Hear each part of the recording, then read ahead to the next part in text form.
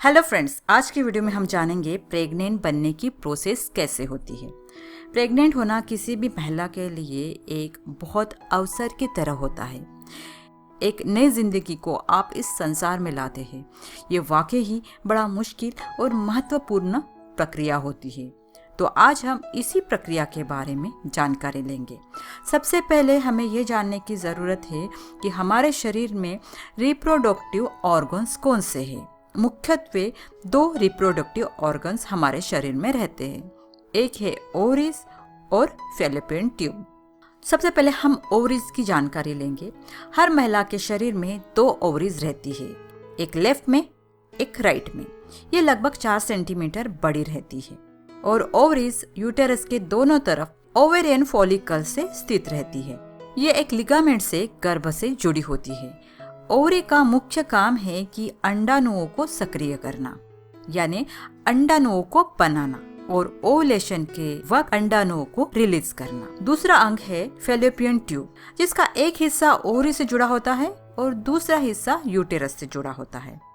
ये एक ट्यूब का आकार का रहता है, इसीलिए जो फॉलिकल्स ट्यूब के माध्यम से यूटेरस तक आते हैं, इसीलिए इसे फॉलोपियन ट्यूब कहा जाता है। फॉलोपियन ट्यूब का मुख्य कार्य ये है कि जो रिलीज किए हुए अंडे हैं वो यूटेरस तक पहुंचाए। पीरियड के पहले दिन से ही महिला के शरीर में अंडे बनना चालू हो जाता है। पीरियड के पहले दिन में ये सोए स्वरूप में रहते हैं और जैसे जैसे ओवुलेशन का डेट आता है वो 1 mm से लेके 20 mm तक बढ़ते हैं। अमूमन पीरियड 28 से 30 दिनों का रहता है। ऐसे कालावधि में 12 से 16वें दिन में आपका ओवुलेशन होता है। जब ओवुलेशन होता है तो एक अंडे का साइज 20 mm तक हो जाता है। जैसे ही अंडा 20 mm तक हो जाता है तो वो ओवरी से निकल आता है और फैलोपियन ट्यूब में आके स्पर्म का इंतजार करता है। अगर वहाँ पे पहले से ही स्पर्म मौजूद है तो ये अंडा फर्टिलाइज हो जाता है। जब अंडा और स्पर्म का मिलन होता है, इस प्रक्रिया को फर्टिलाइजेशन कहते हैं। जैसे ही अंडा और स्पर्म का फर्टिलाइजेशन हो जाता है, वो स्विम करके यूटेरस में यानी गर्भाशय में जाके इम्प्लांट होता है, यानी प्रत्यारोपित होता है। हर महिला का शरीर अलग होता है, इसीलिए उसका ओवुलेशन का वक्त भी अलग अलग हो सकता है। कुछ महिलाओं में पीरियड अनियमित होते हैं। ऐसी स्थिति में ओवुलेशन को ट्रैक करना बहुत जरूरी है। ओवुलेशन का समय अगर आपको अच्छे से पता हो तो ऐसी स्थिति में आप संबंध बना सकते हैं और ऐसी स्थिति में संबंध बनाने के बाद आपके प्रेगनेंसी के चांसेस ज्यादा बढ़ जाते हैं। इसमें ध्यान देने वाली बात यह है कि महिला के अंडे 24 घंटे तक जीवित रहते हैं। उसी प्रकार फैलोपियन ट्यूब में मौजूद स्पर्म 5 दिन तक जीवित रहता है। इसीलिए जब महिला के अंडाशय से अंडा रिलीज होता है तो पुरुषों के स्पर्म वहां पे मौजूद होने से वो जल्दी से फर्टिलाइज हो जाते हैं। यानी आपके ओवुलेशन के 2 से 3 दिन पहले ही स्पर्म अगर वहां पे मौजूद है तो के प्रेगनेंसी के चांसेस बढ़ जाते हैं। यानी इसे गर्भावस्था का पहला चरण आप मान सकते हैं। अब जानते हैं कि गर्भधारणा के लिए सही समय कौन सा होता है। अधिकतर महिला इस दुविधा में रहती है कि गर्भधारणा के लिए सही समय क्या है। सामान्य रूप से स्वस्थ महिला का पीरियड 3 से 5 दिनों तक चलता है।